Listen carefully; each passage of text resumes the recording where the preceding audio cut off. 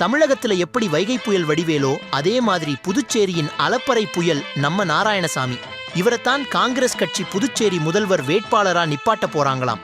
இவரோட அறிவார்ந்த பேச்சுகளையும் அந்த அபாரமான மொழிபெயர்ப்பு திறமையையும் பார்த்தீங்கன்னா நீங்களே மிரண்டு போயிருவீங்க. கடலோர பகுதி இப்படியே தான் இருக்குது. எங்களுக்கு யாரும் ஆதரவு கொடுக்க மாட்டார். அவரே இருக்காரு. எங்களை ஒரு காலமாவது புயலுக்கு பார்த்திருக்காரு. At that time, during cyclone, sir, Nivar cyclone, I came and visited the area and gave relief to them. That she said.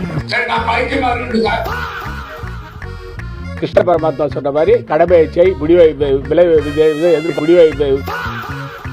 எங்களுடைய அமைச்சரவை ராஜினாமா செய்கிறோம்.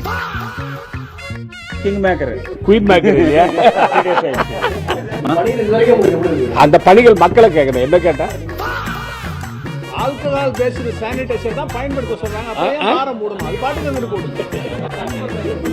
எழுதிர போறாரு.